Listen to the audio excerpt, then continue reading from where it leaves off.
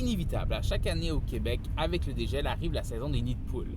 Au point où la Ville de Montréal, l'année dernière, a rebouché 98 000 nids de poules. Et même à ça, on est des milliers à chaque année à endommager nos voitures, fissurer nos pare-brises, briser nos jantes ou crever nos pneus dans des nids de poules. Est-ce que je peux me faire rembourser par la Ville? Comment ça fonctionne? Dans certains cas, oui, ça va fonctionner. D'emblée, il faut savoir que la législation dégage la Ville de toute responsabilité associée au bris de la suspension et des pneus.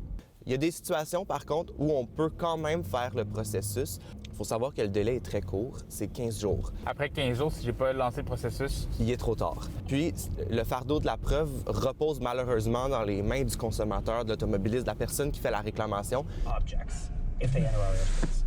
C'est pas facile. C'est comme n'importe quel dossier. On a la faute qu'on doit démontrer, le préjudice et le lien de causalité.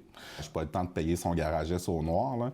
On garde les factures, on garde les preuves. Maintenant, il faut prouver la faute. Il ne suffit pas seulement qu'il y ait un nid de poule pour que la Ville soit automatiquement responsable des dommages.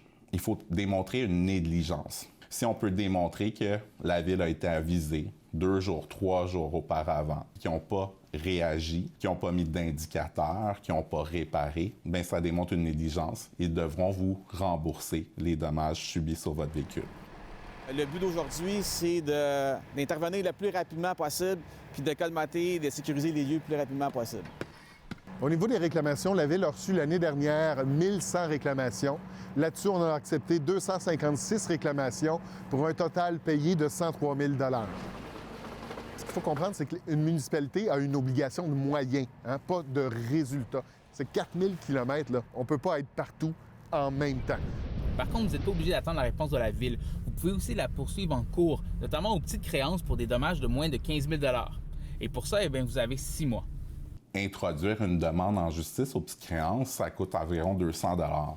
Donc, je vous invite à faire valoir vos droits. Vous avez un petit rôle d'enquêteur lorsque vous voulez poursuivre la Ville. Vous pouvez faire la preuve de négligence par la grosseur du nid de poule, par la durée qu'un nid de poule a été là. Vous prenez des photos, vous prenez des vidéos, vous constituez votre preuve. Et également, c'est de voir si vous avez des témoins. Ça peut être des parents d'élèves qui vont mener leur enfant à chaque jour à l'école puis qui passent par ce chemin-là. Vous allez pouvoir interroger un contremaître de la Ville. Vous allez pouvoir interroger un employé de la Ville pour voir est-ce qu'il y a eu des plaintes, est-ce qu'il y a eu des dénonciations. On trouve ça dommage, en fait, que le processus soit si compliqué. Des fois, on va se questionner, est-ce que le temps impliqué, l'énergie impliquée va valoir la somme qu'on va vraiment récupérer? Parce que les délais sont parfois très longs. Ça peut être plusieurs années avant de recevoir la compensation. C'est très frustrant. Les gens, souvent, vont avoir une compensation alors qu'ils n'ont même plus le véhicule qu'ils avaient au moment de l'accident.